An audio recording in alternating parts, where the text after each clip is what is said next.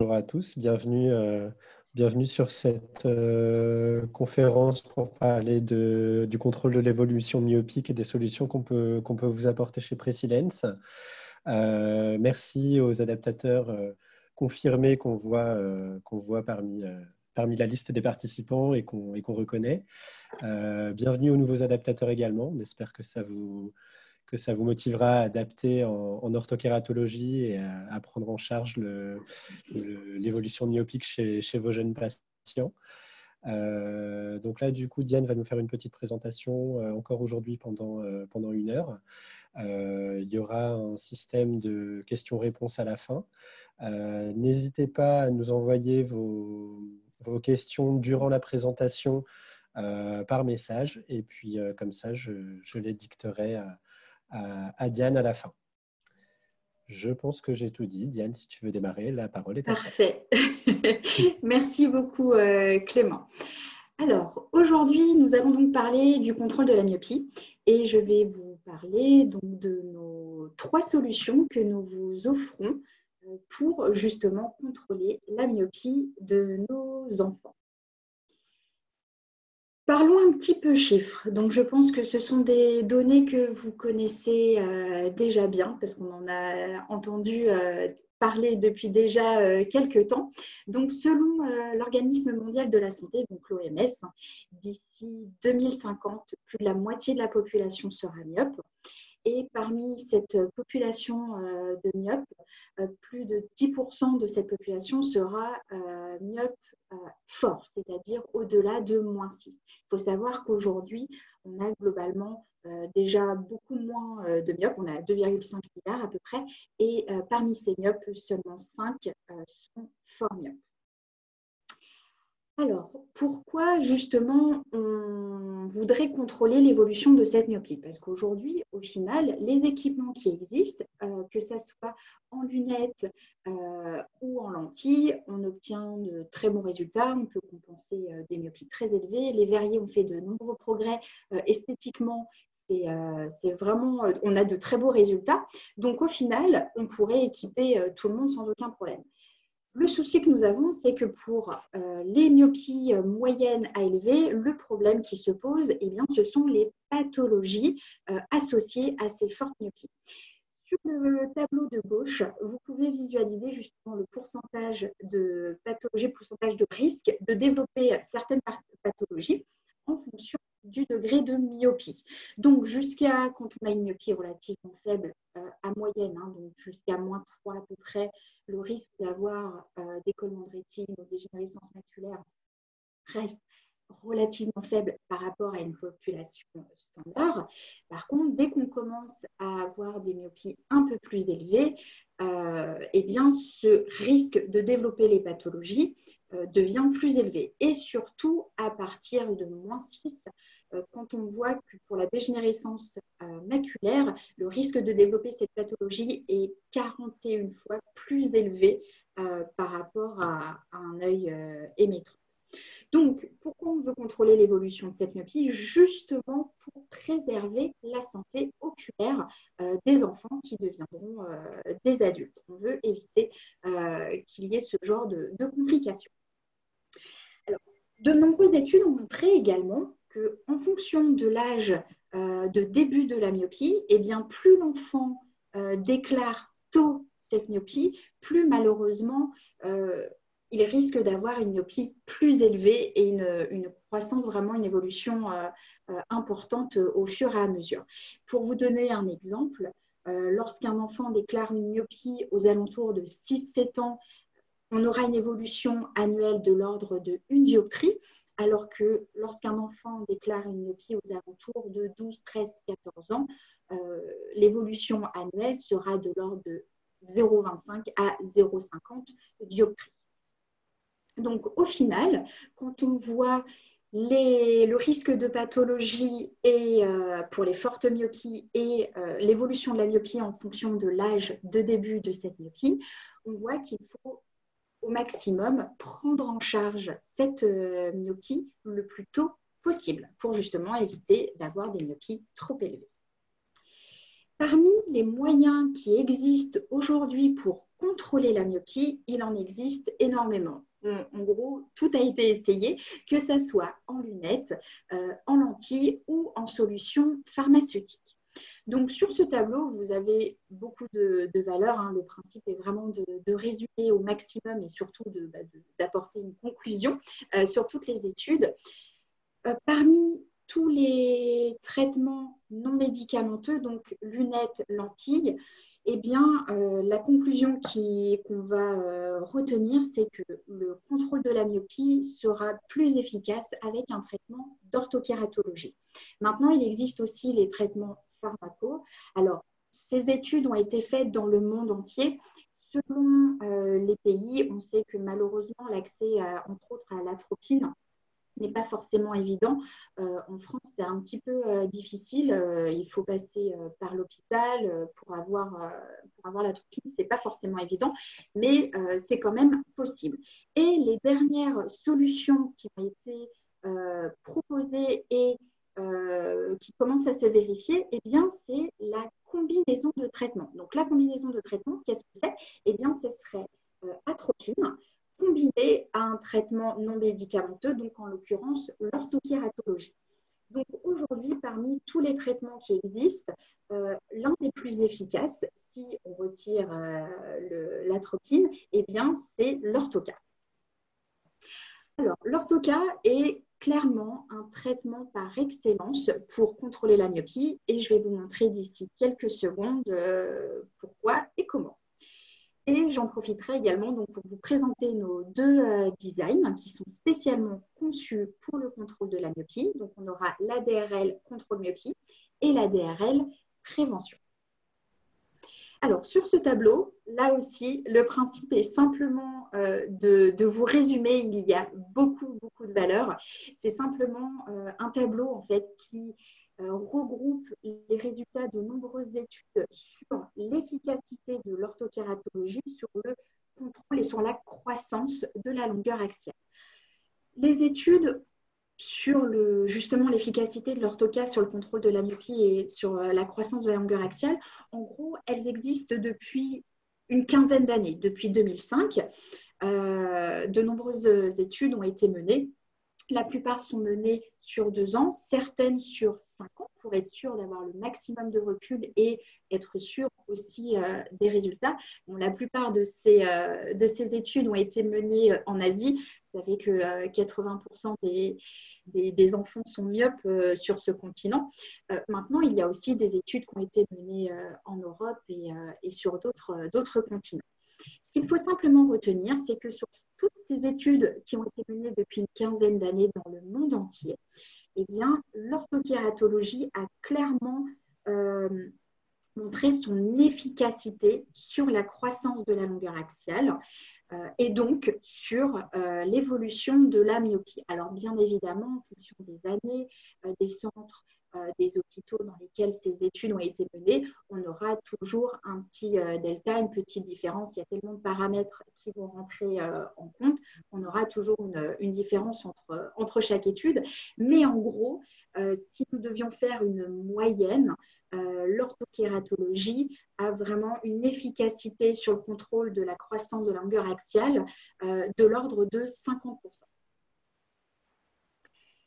Donc, pour justement avoir cette efficacité sur le contrôle de la myopie, je vais vous présenter nos deux designs qui sont spécifiquement conçus pour le contrôle de la myopie. Alors, pour ceux qui étaient déjà parmi nous hier, eh bien, ce sera une redite. Pour les autres, voici en fait les spécificités de notre gamme, donc la gamme DRL, DRL pour double réservoir de larmes. Il faut savoir que notre lentille d'orthoca a vraiment 2 spécificités par rapport à toutes les autres lentilles du marché. La première spécificité, ça va être la présence du deuxième réservoir de larmes. Ce fameux deuxième réservoir de larmes qui entraîne un deuxième effet de succion, il va avoir plusieurs avantages. Le premier, ça va être d'avoir une meilleure stabilisation de la lentille et un meilleur confort, un meilleur centrage, également une efficacité renforcée, c'est-à-dire qu'on va avoir un remodelage qui va se faire plus rapidement par rapport aux autres lentilles du marché. Ce deuxième réservoir va également nous permettre de corriger des myopies plus élevées. On va pouvoir corriger jusqu'à -7 dioptries. Et cette myopie pourra également être associée à un astigmatisme de jusqu'à 4 dioptries. Alors attention à cet astigmatisme, il faut quand même s'assurer qu'il est principalement cornéen pour avoir une acuité visuelle optimale.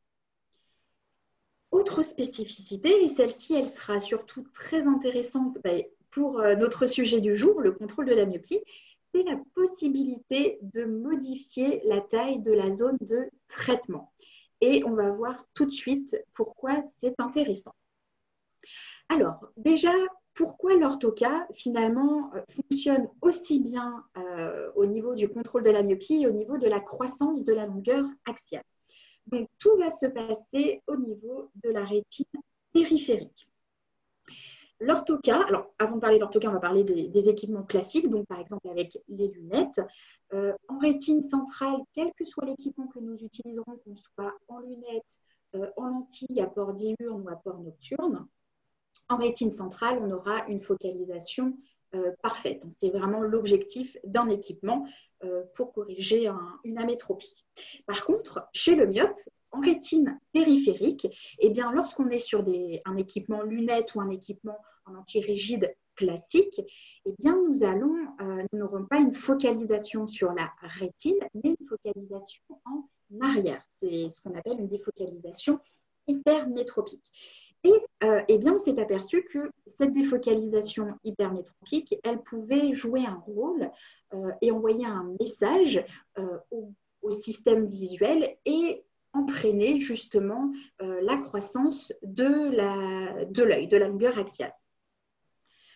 Si on augmente la croissance de la longueur axiale, la défocalisation se fera plus par rétine périphérique, mais le problème, c'est que nous aurons au niveau de la rétine centrale, là pour le coup, une défocalisation en avant de la rétine, ça veut dire une augmentation de la myopie et donc la nécessité eh bien, d'augmenter la puissance en concave.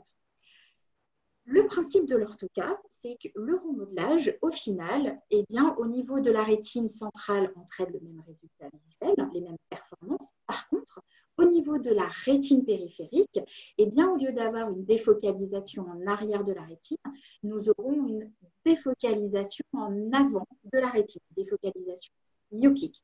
Et au final, eh bien, on s'est aperçu que cette défocalisation myopique minimisait la croissance de la longueur axiale. C'est-à-dire que finalement, cette défocalisation n'entraînait pas de message et n'entraînait pas une croissance excessive de l'œil. Alors attention, elle permet bien évidemment à l'œil de continuer de grandir, mais à une vitesse tout à fait classique.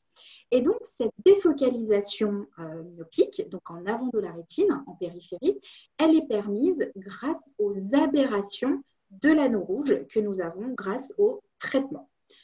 On s'est aperçu que plus cette défocalisation myopique était importante, meilleur était le contrôle de la myopie. Donc, on s'est dit que pour augmenter au maximum cette défocalisation, nous avions besoin d'avoir le maximum de puissance positive, le maximum d'aberration.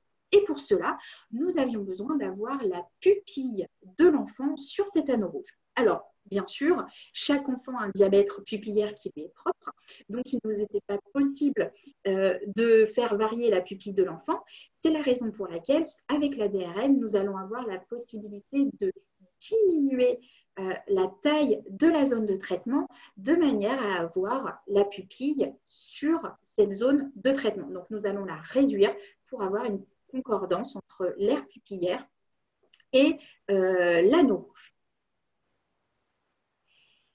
Alors, pour justement contrôler la myopie, donc, nous avons deux designs. C'est ce que je vous disais au début. Nous avons la DRL contrôle myopie et la DRL prévention. Et je vais vous expliquer tout de suite pourquoi nous avons besoin de deux designs.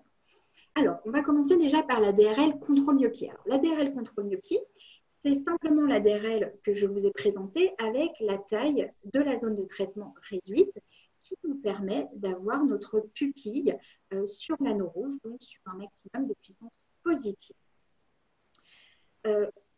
cette lentille, elle est destinée aux myopies supérieures à -4, donc de -4 jusqu'à -7.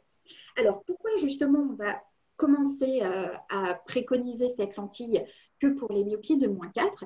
Eh bien, c'est par rapport à la puissance et à l'efficacité justement de la défocalisation périphérique rétinienne.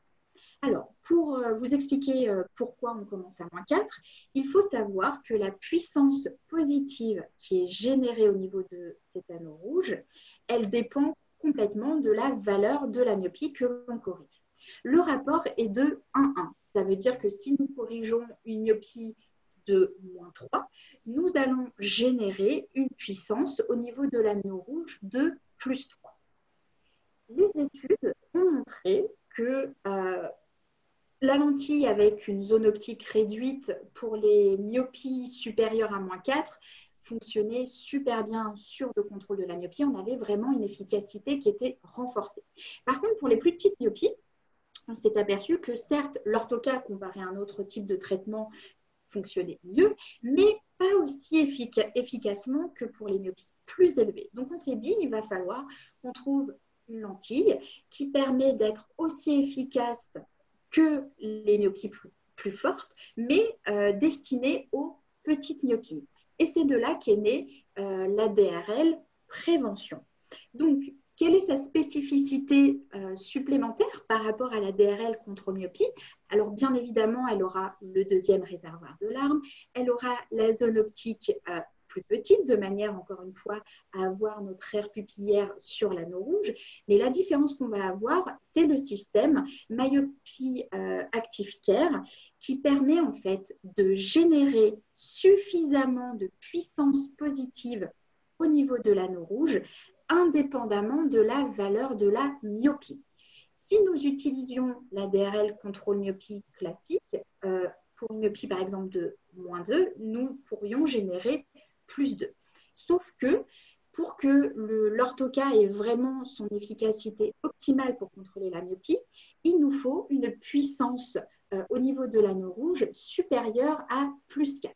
Donc le principe de la DRL prévention, c'est de générer une puissance supérieure à +4, quelle que soit la valeur de la myopie que nous allons corriger. Donc, comment c'est possible?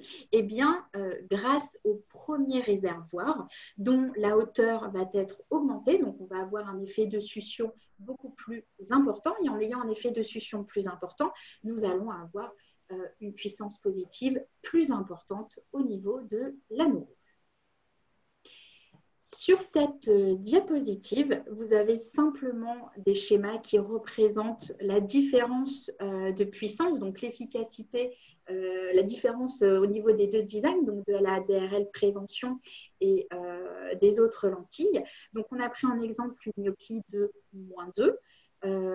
Sur le schéma de gauche, vous pouvez visualiser la défocalisation périphérique rétinienne, donc la défocalisation myopique, c'est-à-dire en avant de la rétine.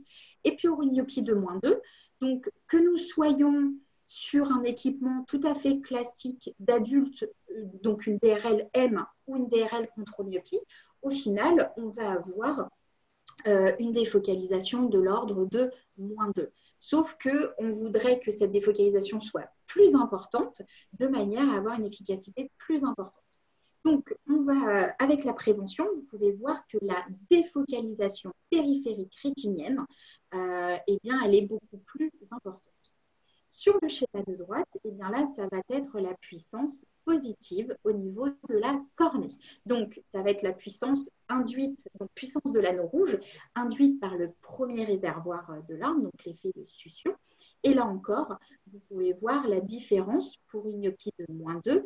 En rouge, vous allez avoir la puissance positive générée par la DRL contrôle myopie, donc avec la zone optique réduite, mais pour -2, elle va générer une puissance de +2, alors qu'avec la DRL prévention, pour une myopie de -2, elle va générer une puissance beaucoup plus importante au niveau de cet anneau rouge et donc permettre une efficacité au niveau de la croissance de la longueur axiale.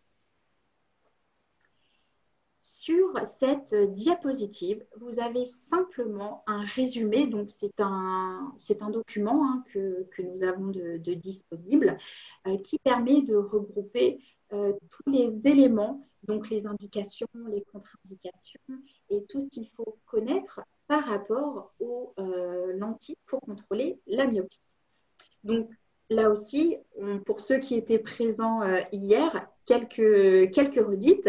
Donc, au niveau des contre-indications, elles vont être globalement les mêmes que pour les adultes. Donc, attention à tout ce qui est manque d'hygiène, cycle de sommeil irrégulier, les astigmatismes. Et là où c'est important, c'est justement l'engagement d'un ou des parents ou de l'enfant. C'est vraiment très, très important que l'enfant, même jeune, parce qu'on va pouvoir commencer à adapter. Alors, bien sûr, il faut que l'enfant ait quand même compris, que les parents soient impliqués dans l'adaptation. C'est très, très important. Mais avec la DRL, que ce soit la prévention ou la contrôle myopie, nous allons pouvoir commencer à adapter les enfants à partir de 6 ans. Donc, c'est vraiment très important que les parents, les représentants légaux, les grandes personnes qui sont finalement avec l'enfant, tout comme l'enfant, doivent être vraiment impliqués dans cette adaptation. Au niveau du matériau que nous allons utiliser, donc c'est exactement la même chose, on reste sur un port nocturne, donc il faut que la perméabilité à l'oxygène soit optimale. Donc nous utiliserons bien évidemment des matériaux à très haute perméabilité à l'oxygène, toujours avec 2 teintes de manipulation de manière à ne pas inverser les lentilles. Et au niveau des recommandations que nous pouvons faire, donc par rapport aux enfants, l'évolution de la myopie, elle est multifactorielle. Si c'était simplement une histoire de défocalisation périphérique rétinienne, nous le saurions. L'orthocase serait vraiment la résolution de tous nos problèmes, mais malheureusement, ce n'est pas le cas. Donc, c'est vrai qu'en plus d'opter pour les équipements de pointe aujourd'hui pour pouvoir contrôler au mieux la myopie, donc que ce soit l'orthocase ou les autres solutions que je vous proposerai à la fin, on va aussi recommander de passer un maximum de temps à l'extérieur, de limiter la vision de près. Donc, c'est vrai qu'aujourd'hui, avec les outils informatiques, que ce soit les tablettes, le téléphone, les enfants passent énormément de temps en vision de près. Bien sûr, en plus de tout l'aspect scolaire. Mais on va essayer de donner des recommandations et des idées pour justement soulager au maximum ce système visuel. Au niveau des recommandations par rapport à l'adaptation pure et simple et à l'utilisation des lentilles, eh bien, c'est exactement la même chose que ce que je vous ai dit hier. Donc, on fera attention à ce que les lentilles soient bien posées juste avant d'aller se coucher, donc qu'elles soient porter au minimum les yeux ouverts. Les lentilles doivent être renouvelées tous les ans et on fera très attention à toute l'observance, donc protocole de pose, de retrait et l'entretien. Alors justement, par rapport à l'observance, donc, il est primordial que l'entretien, la manipulation soit vraiment rigoureusement respectée. Donc, au niveau de l'entretien, on partira sur un système oxydant, donc quotidiennement, donc l'oxycline, de manière à avoir des lentilles parfaitement propres et surtout de ne pas avoir de conservateur une fois que le peroxyde d'hydrogène sera neutralisé, de manière à minimiser le risque de toxicité au niveau de la cornée pour éviter les piqûres. Au niveau de la pose des lentilles, donc on va utiliser des larmes artificielles avant de poser les lentilles. Et pour les larmes artificielles, nous partirons sur l'Aquadrop, qui sont des larmes, là encore, sans conservateur, et avec de l'acide hyaluronique. Cet acide hyaluronique, il est important parce qu'il va nous permettre justement de maintenir les larmes à l'intérieur de la lentille, comparé par exemple à du sérum physiologique. Le sérum phy est trop liquide et risquerait de fuir de la lentille au moment de la pose et donc ne pas permettre un traitement efficace. Au niveau de la déprotéisation, comme nous ne sommes pas sur des lentilles à renouvellement fréquent, mais nous sommes sur des lentilles annuelles, il sera également nécessaire de déprotéiser les lentilles toutes les semaines. Et pour ça, nous préconisons le Procare, qui est constitué de petits cachets qu'il est simplement recommandé de mettre dans la solution oxycline une fois par semaine. C'est vraiment très important de vérifier, parce qu'en général, au début, on est très attentif, on suit bien les règles, mais parfois, au bout de quelques mois, on peut changer justement ces règles. Et donc, il sera vraiment primordial de bien vérifier avec l'enfant et ou ses parents que les produits sont toujours bien utilisés et surtout que ce sont toujours les mêmes produits qui sont utilisés quotidiennement. Alors, en pratique, comment ça se passe justement pour calculer les lentilles? C'est exactement comme hier. Donc, nous allons utiliser notre logiciel Click and Fit qui nous permet de déterminer les paramètres. Et Click and Fit, au-delà de déterminer les paramètres, donc KMP, il va également choisir le design le plus approprié entre l'ADRL contre myopie et la prévention. Alors, comment il va choisir? Eh bien, tout simplement par rapport à la puissance. Je vous disais tout à l'heure que la DRL contre myopie était destinée aux myopies supérieures à -4, donc de -4 à -7, et pour les myopies plus faibles, nous partions sur la prévention. Et bien, sur la diapositive, vous pouvez constater qu'à partir du moment où on a sélectionné une myopie de -3, donc inférieure à -4, avec l'exportation de la topographie, donc on a ici les données de la kératométrie avec les excentricités, sans oublier bien sûr le diamètre cornéen, qui est une mesure très importante pour le calcul.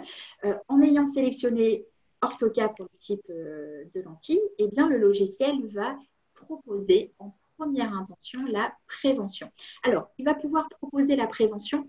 C'est vrai que c'est un détail que je ne vous ai pas donné, mais en ayant au préalable renseigner la date de naissance du porteur lorsque vous allez créer votre dossier. Parce que partie là-dessus, si on veut équiper un adulte, par exemple, de moins de 50, s'il suggère une prévention, il faut aller le modifier, ce n'est pas le but. Donc, le principe, dans Click and Fit, lorsqu'on crée un dossier, on peut, ce n'est pas obligatoire, mais vous pouvez renseigner la date de naissance. Et lorsque vous équipez un enfant, c'est important de le renseigner parce que justement, le logiciel permettra, à partir de la date de naissance, et bien se dire, OK, nous sommes dans le cadre d'une adaptation d'un enfant et en fonction de la valeur de la myopie, il vous proposera le design prévention pour les myopies inférieures à -4 ou la DRL contrôle myopie pour les myopies supérieures à -4.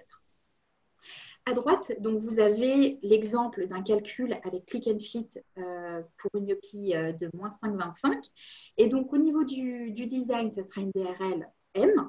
Et vous avez la partie contrôle de la myopie qui apparaît ici sur le calcul.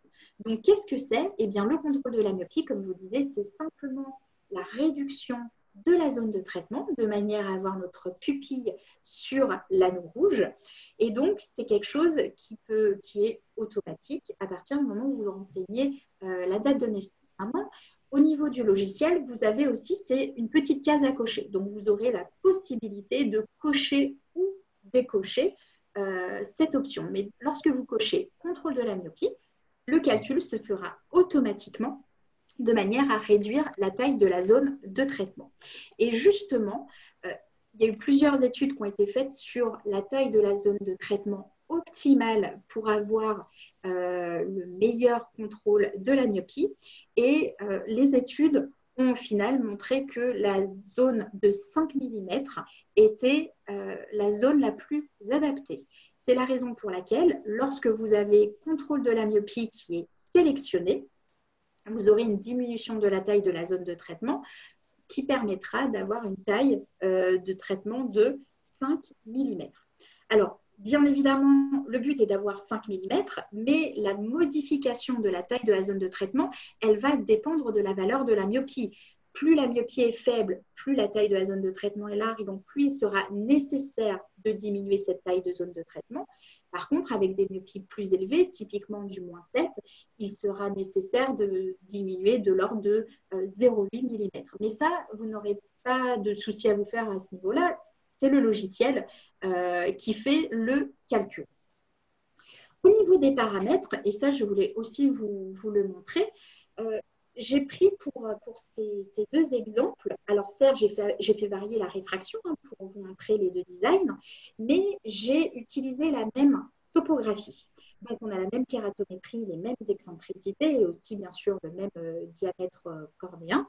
Et vous pouvez voir au final que même si les deux designs sont différents, parce qu'on va avoir la prévention optimisée pour les petites myopies, les paramètres K et P et le diamètre vont être identiques. Donc, en termes d'observation, d'analyse, ça sera exactement la même chose. À partir du moment où vous connaissez la DRL M, même sans réduction de la taille de la zone de traitement, donc sans option de contrôle myopie, vous pouvez adapter de la même manière la DRL contrôle myopie et la DRL prévention. L'analyse sera exactement la même en termes de fluo et en termes de topographie. Alors, seule nuance, bien sûr, au niveau de la topographie, ce sera bien sûr la taille de la zone de traitement.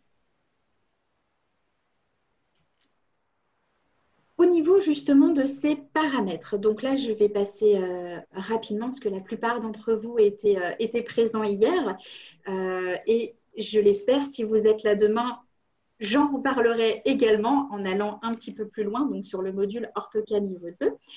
Au niveau des paramètres, donc la DRLM, elle va être définie à travers 3 paramètres, K, M, P. Ces paramètres vont être donc interconnectés, on va utiliser des fonctions mathématiques et ils vont nous permettre justement de définir la lentille. Donc le paramètre K qui représente le centre de la lentille va définir la flèche centrale et il va être responsable de la zone de traitement. Qu'est-ce que ça veut dire? Eh bien, ça veut dire qu'au niveau de la topographie, il va nous permettre d'avoir une zone de traitement régulière. Et au niveau de la fluo, ça nous permettra de vérifier que nous avons les 8-10 microns nécessaires entre la cornée et la lentille. Pour le paramètre P, qui définit donc la périphérie de la lentille, au niveau de l'image fluo, ça sera la position du deuxième réservoir de larmes. Eh bien, ce paramètre, il va nous permettre d'avoir un bon centrage de notre lentille. Dernier paramètre, ce sera le paramètre M, qui là, pour le coup, va définir la valeur de la myopie que nous avons besoin de corriger et donc définir le rayon central de la lentille. Plus la myopie est élevée, plus ce rayon central sera plat, de manière à pouvoir aplatir la cornée. Alors, pourquoi justement la DRL est clairement le choix par excellence pour contrôler la myopie? Alors déjà, on va pouvoir corriger beaucoup d'enfants parce qu'on va pouvoir quand même corriger des myopies jusqu'à -7. Et cette myopie, elle va pouvoir être associée à un astigmatisme jusqu'à 4 dioptries. Donc, astigmatisme principalement cornéen. Ça, c'est la première chose. Deuxième chose, c'est le fait de ne rien avoir sur les yeux. C'est quand même très confortable déjà pour l'enfant d'avoir une vision parfaitement nette et de n'avoir rien sur les yeux. Au niveau de l'adaptation, c'est vrai que c'est une lentille qui sera beaucoup plus confortable qu'une lentille rigide classique. Donc même au niveau de la manipulation, de la pose, le soir, c'est une lentille qui sera confortable, même pour des enfants en bas âge. Autre point non négligeable, c'est que la manipulation et le port finalement de cette lentille va se faire à la maison. Donc, on diminue considérablement le risque de casse ou de perte parce que tout se passe à la maison. Donc, bien évidemment, on reste quand même sur une gamme enfant, donc ce sont des choses qui arrivent, de casser ou de perdre une lentille. Donc, on a des garanties pour les enfants, mais c'est vrai que par rapport à un équipement de lentilles tout à fait classique, lentilles rigide ou souple, en tout cas en port diurne, eh bien, on aura plus de casse ou de perte lorsque les lentilles sont portées la journée. Donc, c'est vrai que c'est quand même plus rassurant pour l'enfant, mais aussi plus rassurant pour les parents. L'ADRL a quand même démontré son efficacité. L'orthoca de manière générale, mais avec toutes les études qui ont montré les efficacités renforcées par rapport aux zones optiques réduites, aux puissances positives plus élevées au niveau de l'anneau rouge, donc du remodelage, au final, depuis une quinzaine d'années, l'orthoca a clairement montré son efficacité au niveau du contrôle de la myopie. Ça fait quand même partie des traitements de premier choix et pour contrôler la myopie. Ensuite, ça reste quand même si c'est une lentille qui est portée la nuit, ça reste quand même une lentille dont l'adaptation est sécuritaire. Il y a bien sûr un risque infectieux, hein, ça reste quand même un corps étranger que nous mettons dans l'œil, donc le risque infectieux existe. Cependant, il est quand même très faible, bien sûr, à condition que les protocoles soient rigoureusement respectés. Donc les protocoles, c'est-à-dire la manipulation, l'entretien et aussi, bien sûr, tous les rendez-vous qui auront été décidés pendant l'adaptation. Et dernier point, eh bien, c'est vrai que c'est finalement une adaptation qui n'est pas compliquée. Il y a effectivement des mesures à prendre au départ. Si ces mesures sont bien prises, très souvent, dans la plupart des cas, la première paire est la définitive. Après, ce sont simplement des rendez-vous de contrôle pour s'assurer que l'adaptation se passe bien, que la cornée est bien saine et que l'acuité visuelle est optimale. Maintenant, on ne va malheureusement pas pouvoir adapter tous les enfants en DRL, en orthoca. Alors pourquoi? Déjà, parce que tous les adaptateurs n'ont pas de topographe. Donc si on n'a pas de topographe, il faut quand même qu'on puisse envisager une autre solution pour contrôler la myopie d'un enfant. Ensuite, on l'a vu, on va quand même pouvoir corriger jusqu'à -7 dioptries au niveau de la myopie. On va également pouvoir corriger des astigmatismes jusqu'à 4 dioptries. Sauf que nous avons des enfants chez qui la myopie ou l'astigmatisme sont plus élevés. Donc, pour ces corrections plus élevées, il y a effectivement plusieurs options. Il y a l'option orthoca et complément lunettes où on va pouvoir envisager également un port diurne. Et puis après, on a aussi des enfants ou des parents qui ne veulent pas avoir de lentilles la nuit, ils ne veulent que des lentilles de jour, donc on va pouvoir partir sur un port diurne.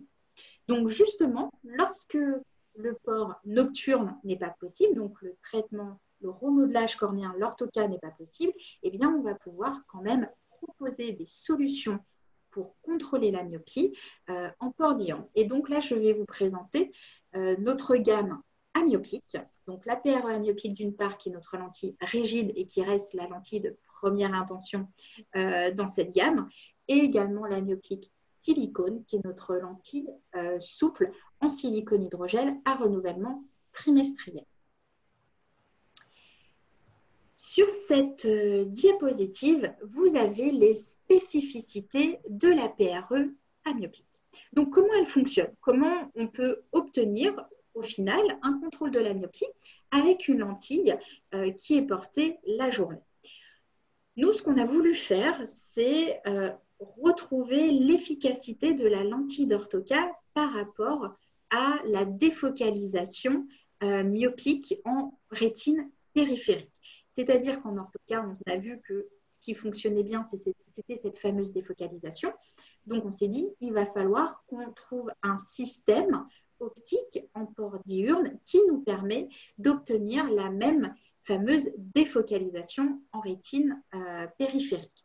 Donc, pour rappel, que nous soyons en équipement lunettes ou en lentille rigide classique ou en lentille souple classique, naturellement, lorsqu'on a une focalisation qui se fait parfaitement sur la rétine en rétine centrale, et bien en rétine périphérique, nous aurons cette fameuse défocalisation en arrière de la rétine. Donc, pour obtenir cette défocalisation en rétine périphérique en avant, eh bien, nous avons créé un gradient de puissance. Donc là, vous avez le gradient de puissance qui est visible sur la lentille. Et c'est ce fameux gradient de puissance qui va nous permettre de créer cette défocalisation périphérique rétinienne en avant de la rétine. Donc, première spécificité, ça va être ce gradient de puissance. Deuxième spécificité de la PREA myopique, c'est la présence sur 360 degrés en périphérie de la lentille de 2 micro-réservoirs. Ces 2 micro-réservoirs, ils vont nous permettre d'avoir une meilleure stabilisation de la lentille et surtout aussi un meilleur confort. Donc cette lentille, pour que le gradient de puissance soit le plus efficace possible, on va chercher à ce que la lentille soit le plus stable possible. Parce que si la lentille bouge trop sur la cornée, eh bien malheureusement, on risque d'avoir une vision trop fluctuante et donc d'avoir des plaintes visuelles. Le principe était d'obtenir la défocalisation périphérique rétinienne qu'on a en orthoca, mais tout en préservant la qualité optique. Donc, pour que cette lentille soit la plus stable possible, nous allons certes adapter cette lentille en grand diamètre, mais nous allons nous aider de ces 2 micro-réservoirs qui vont nous permettre vraiment de stabiliser la lentille sur la cornée. Sur cette diapositive, vous avez toutes les caractéristiques d'adaptation de cette lentille. Donc, au niveau du matériau, même si nous restons sur un port diurne, on reste quand même sur un équipement d'enfant. Donc, on va partir sur des matériaux à très haute perméabilité à l'oxygène. Au niveau de la teinte de manipulation, on va également partir sur 2 teintes, tout simplement pour faciliter la manipulation et toujours mettre la bonne lentille sur le bon œil. Au niveau des rayons diamètre, pareil, tout comme une lentille rigide classique, vous allez avoir une large gamme de rayons de courbure et de diamètre. Et autre chose importante, c'est au niveau des dégagements. On aura la possibilité de modifier les dégagements, donc la périphérie de la lentille. On va pouvoir ouvrir ou fermer cette périphérie, de manière justement à optimiser la stabilité de la lentille, le confort et surtout permettre un bon renouvellement de l'arme. Donc, en fonction de l'image fluo, la périphérie sera modifiable.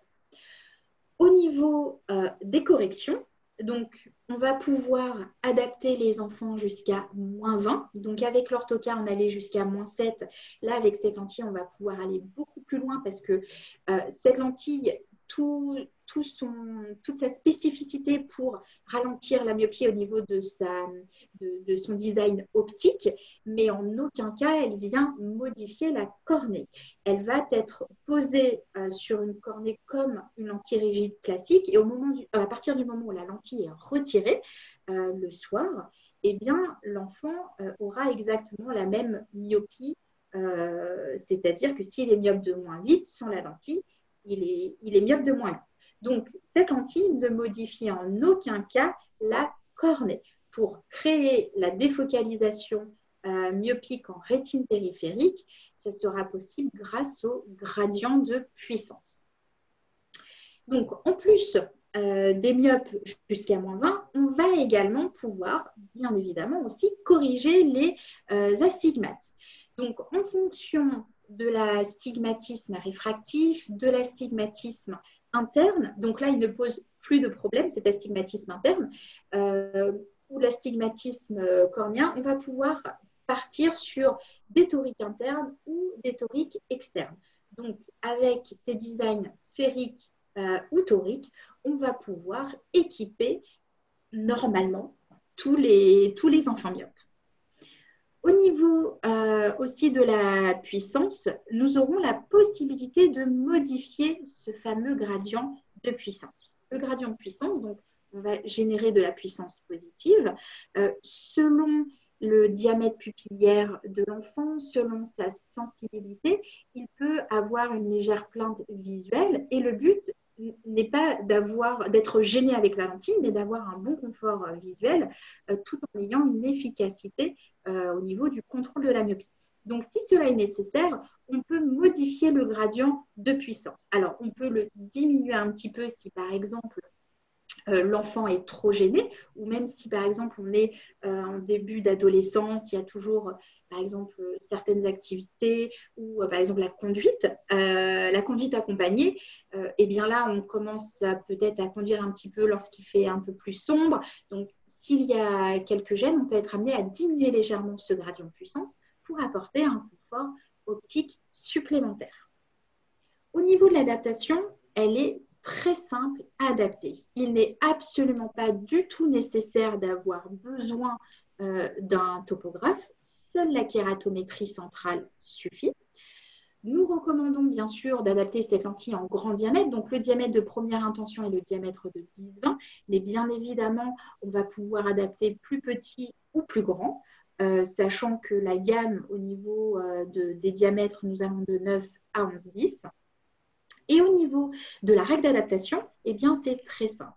Au niveau, on va utiliser en fait la toricité de la cornée. Pour une toricité inférieure à 30 centièmes, soit une dioptrie et demie, eh bien, la règle, ça sera le rayon de courbure est égal au rayon le plus plat de la cornée. Et lorsque la toricité cornéenne est supérieure à 30 centièmes ou une dioptrie et demie, eh bien, on partira sur un design torique interne de manière à stabiliser la lentille. Et là, le calcul se fera par le laboratoire, en tout cas par nous, par le service technique ou avec Click and Fit. Sur cette diapositive, vous avez les images fluo, quelques exemples, donc une alignée et les deux autres non alignées, de la PRE amyopique. Donc sur votre gauche, donc celle qui est en grand, vous pouvez voir l'image fluo d'une PRE amyopique parfaitement adaptée, donc parfaitement alignée. Vous pouvez voir qu'au niveau de la répartition de la fluo, vous avez vraiment une fluo qui est globalement uniforme. Et en périphérie, vous pouvez voir les fameux 2 micro-réservoirs qui vont nous permettre une bonne stabilité de la lentille et donc un bon confort physique et visuel. Sur la droite, vous avez 2 lentilles non adaptées. Donc en haut à droite, vous avez une lentille qui va être serrée. Pour le coup, vous avez une concentration de la fluo au centre qui est plus importante et vous avez un marquage, une zone plus sombre en intermédiaire. Donc, on doit avoir une fluo plutôt uniforme. Lorsqu'on a une image plutôt cocardée, comme celle que vous avez ici, la lentille est un petit peu trop serrée. À l'inverse, en bas à droite, vous n'avez pas de fluo uniforme, mais là, vous avez au centre une zone qui est plus sombre. Donc, si la zone est plus sombre, ça veut dire qu'on a moins de fluo au centre et donc la lentille, elle est trop plate. Donc, une zone trop sombre au centre, de la fluo, ensuite en zone intermédiaire et en périphérie, on a une lentille qui est trop plate. Autant la lentille à tendance serrée pourra être conservée, adaptée avec succès à partir du moment où la lentille bouge un petit peu, qu'on a un bon renouvellement de l'arme, qu'on a un bon confort physique et bien sûr une bonne acuité. Par contre, la lentille trop plate ne pourra jamais être adaptée avec succès. D'une part parce que nous avons un risque d'érosion de la cornée si la lentille touche la cornée, d'une part. Et puis d'autre part, une lentille qui est trop plate, généralement, elle a une amplitude de mouvement qui est beaucoup plus importante. Donc, vous aurez une lentille qui sera instable, elle sera inconfortable physiquement et elle sera du coup aussi inconfortable au niveau visuel.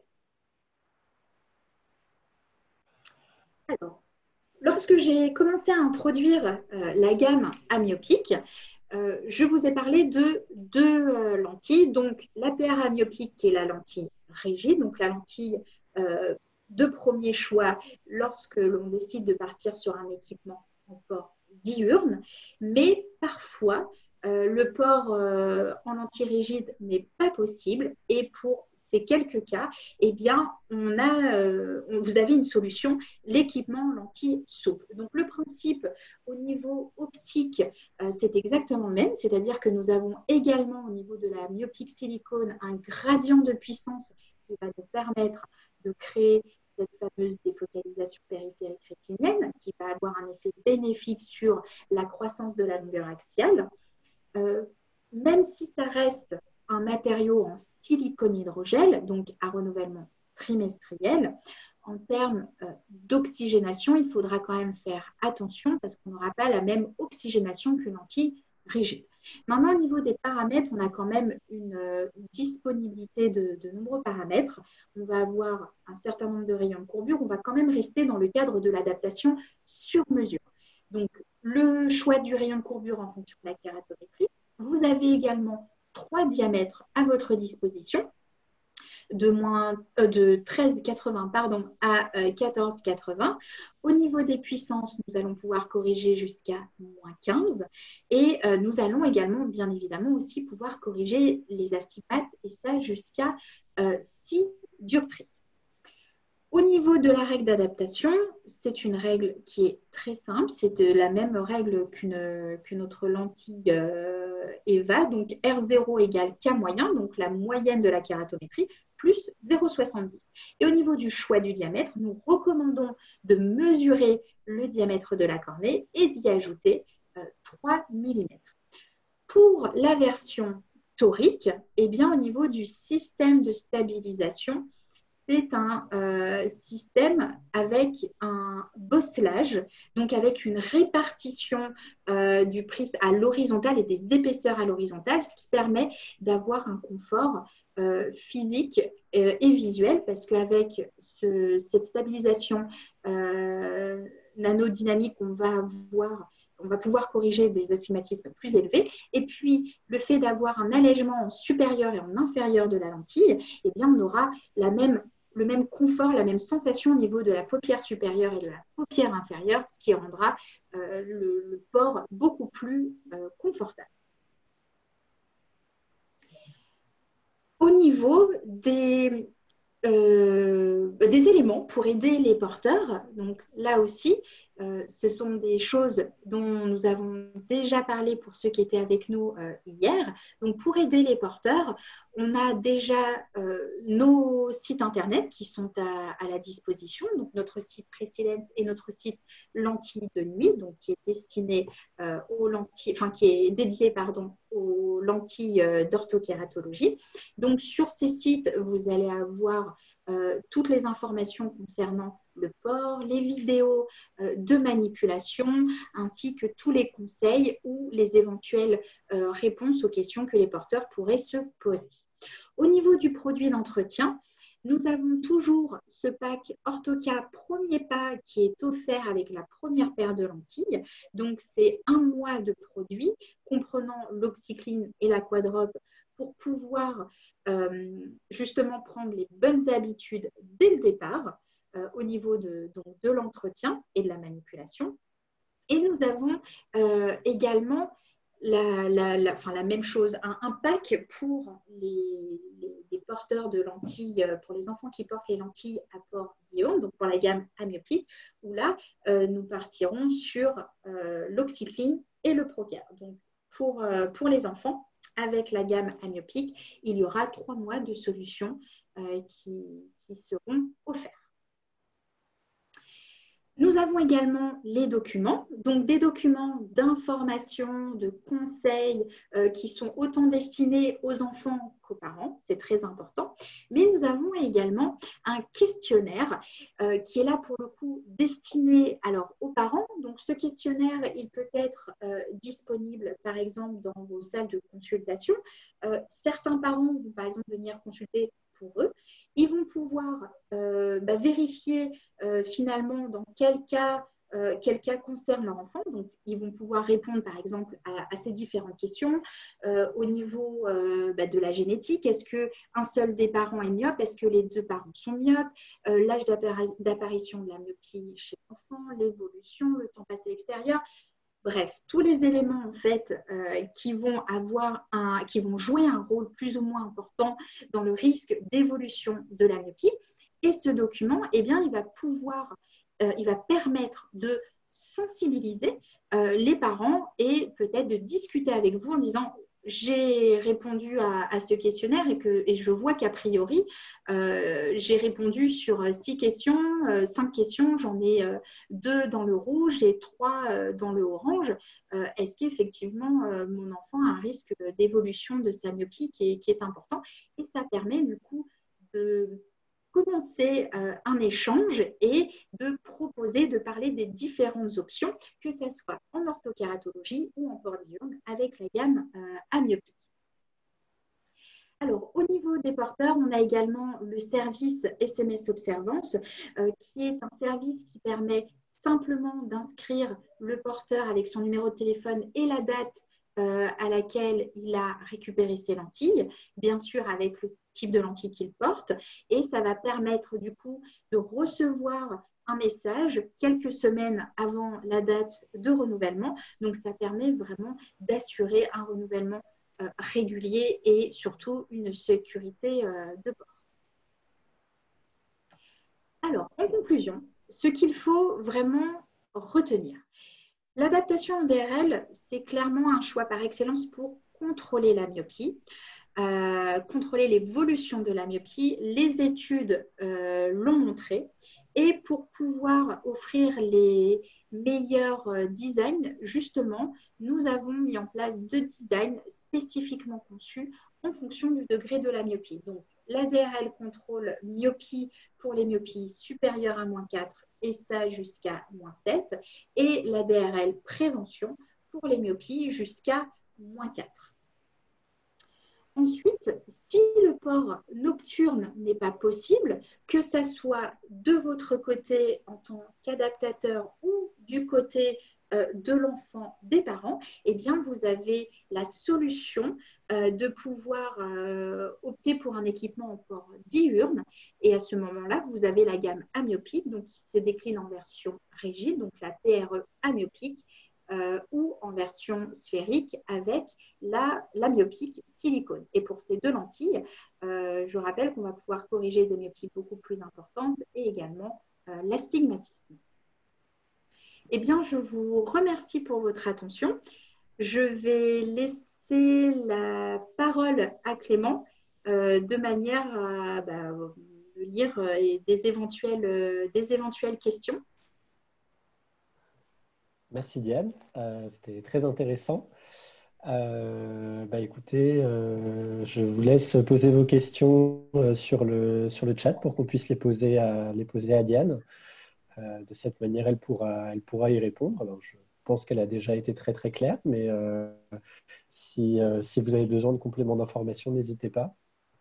Alors, sachez que, alors déjà, il n'y a pas de questions idiotes, hein. Ça c'est une première chose. Ensuite, sachez que si là, aujourd'hui, vous n'avez pas de questions et vous en avez plus tard, Clément et moi, nous tenons à votre disposition par téléphone ou par mail. Donc, attention, hein, pendant cette période un petit peu particulière, nous avons mis à disposition 3 numéros de téléphone.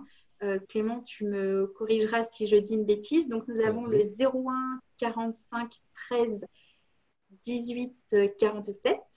Le 01 45 13 14 44 et le 01 45 13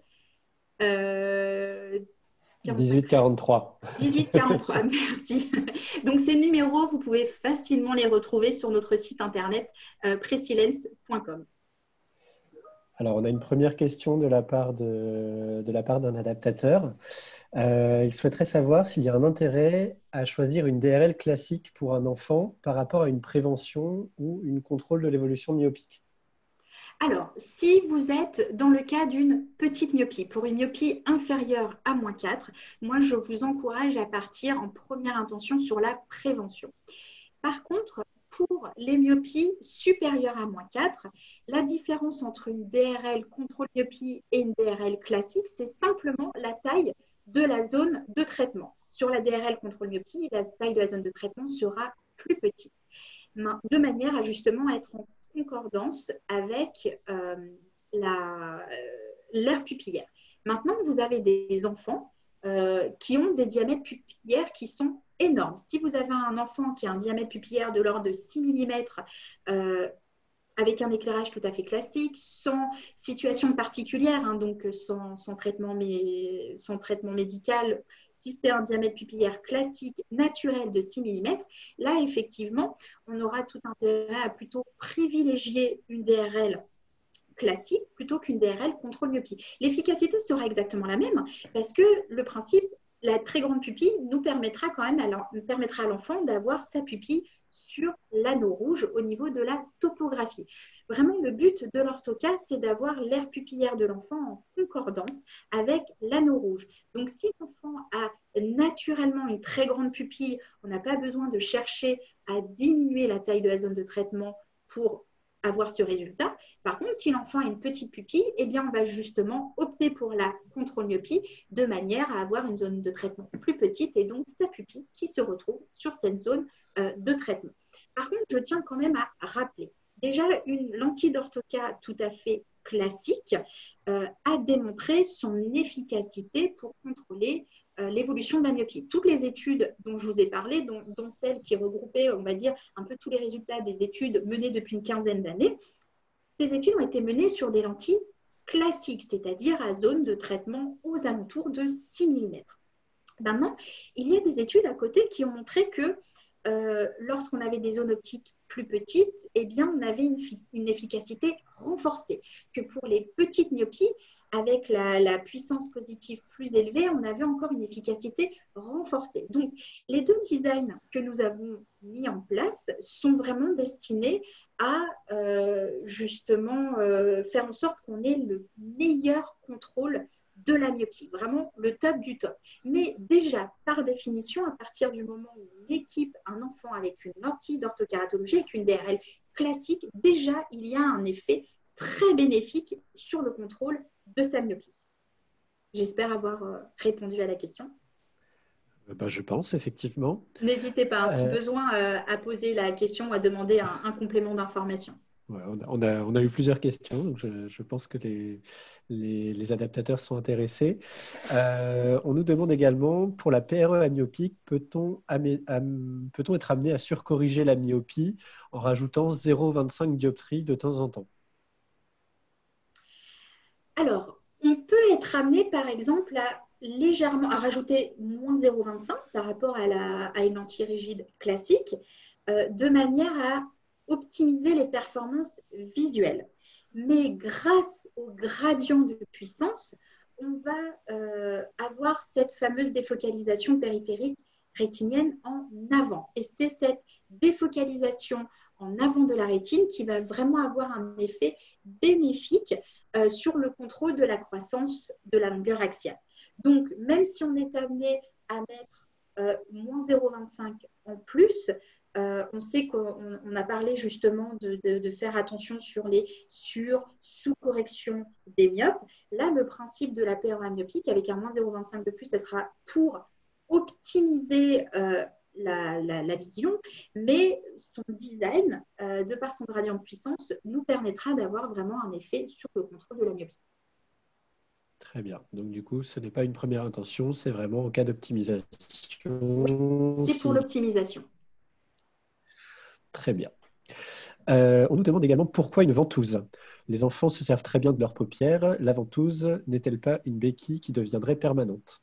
Alors, là, en fait, clairement, nous, dans nos discours, la ventouse n'est pas du tout la première intention. Alors déjà, pas de ventouse pour la pause, ça c'est bon, c'est interdit. La ventouse pourrait être, si besoin, nécessaire en cas de retrait difficile. Alors, on a par exemple des enfants qui sont vraiment petits, ce sont les parents qui manipulent. Si la lentille se décale un petit peu ou s'ils ont du mal, on ne veut pas qu'ils passent trop de temps à retirer ou qu'il se fasse mal. Donc la ventouse n'est pas à utiliser systématiquement, mais peut devenir une aide en cas de difficulté à retirer les lentilles. Tu me diras, toi Clément, mais c'est vrai que par rapport aux différents retours que nous avons, la ventouse, oui, on la met systématiquement parce qu'on ne veut pas mettre les enfants ou les parents dans la difficulté. Maintenant, dans la plupart des cas, elle n'est pas utilisée, la ventouse. Et quand elle est nécessaire, eh bien, c'est vrai qu'ils sont contents de pouvoir l'utiliser. Mais après, c'est vraiment le discours et l'apprentissage de la manipulation qui vont être très importants et d'expliquer que voilà, la ventouse, elle est à utiliser qu'en cas de nécessité. Et dans la très grande majorité des cas, la ventouse n'est pas utilisée. Voilà, donc c'est tout à fait vrai.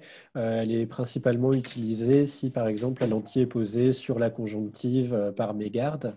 Et si la ventouse était amenée à être utilisée un tout petit peu plus fréquemment que ce que nous espérons, il faut bien penser à ce que l'enfant mette une petite goutte de larme artificielle dans les yeux avant de retirer la lentille avec la ventouse pour éviter l'arrachage épithélial. Voilà, pour compléter tout ça. Et Diane, on nous demande également la marque des topographes que nous préférons, que nous favorisons pour l'orthokératologie. Alors, là, on va dire qu'on commence à avoir une certaine expérience, car nous faisons de l'assistance technique au niveau de l'orthokératologie depuis maintenant de très nombreuses années.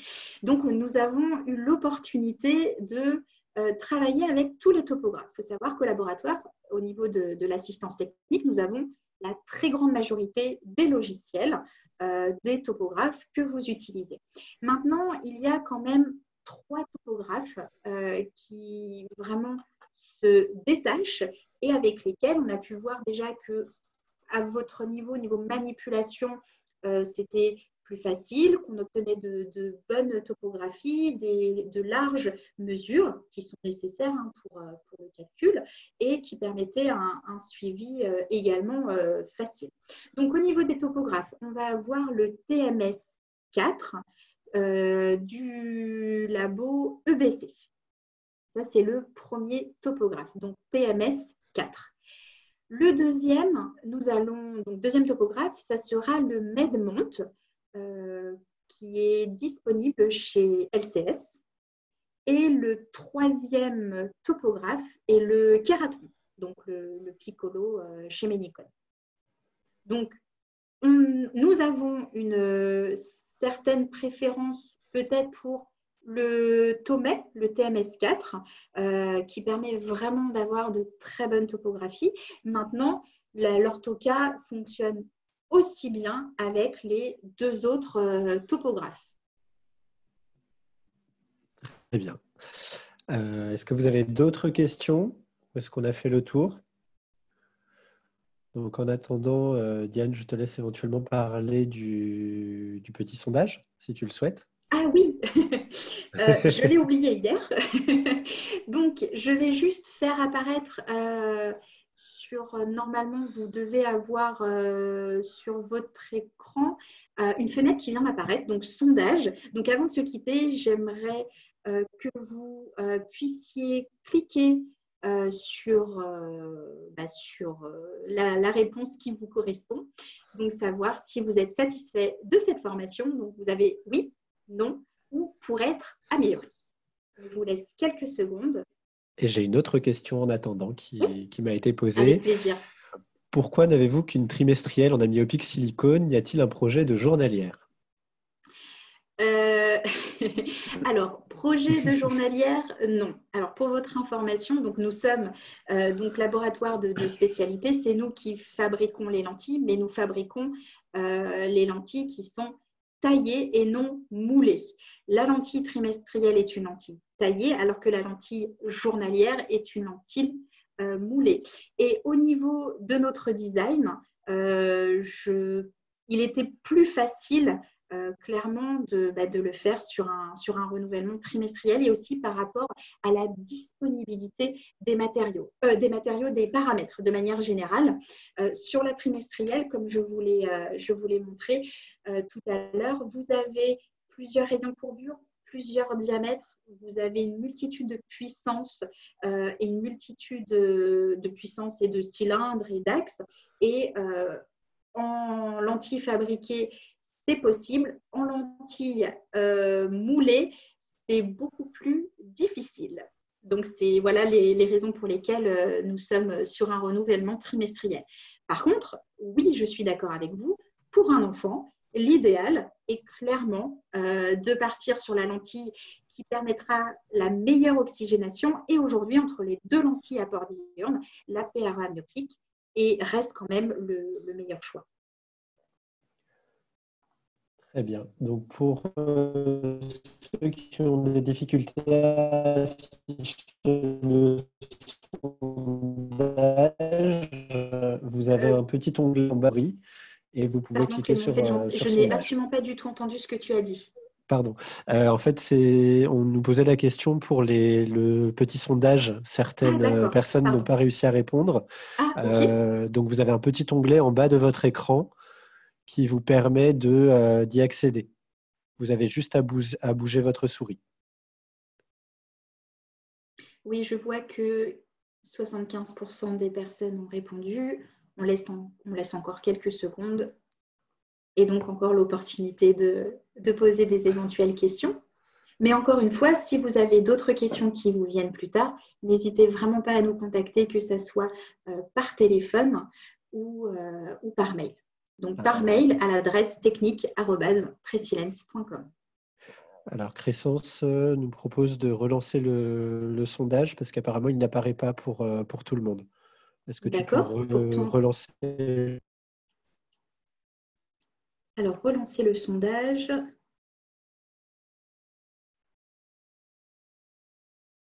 Alors, je vais vous embêter. Je veux bien que vous resélectionniez la réponse que vous aviez mise, s'il vous plaît.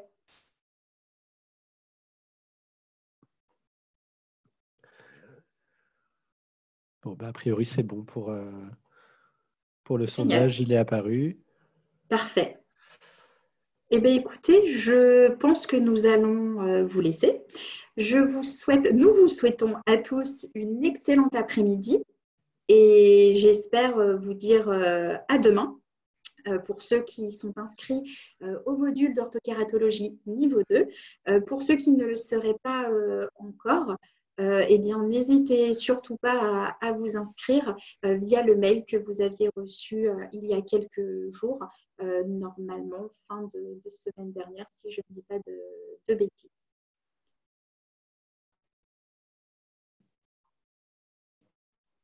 Je vous souhaite à tous une excellente après-midi et à demain.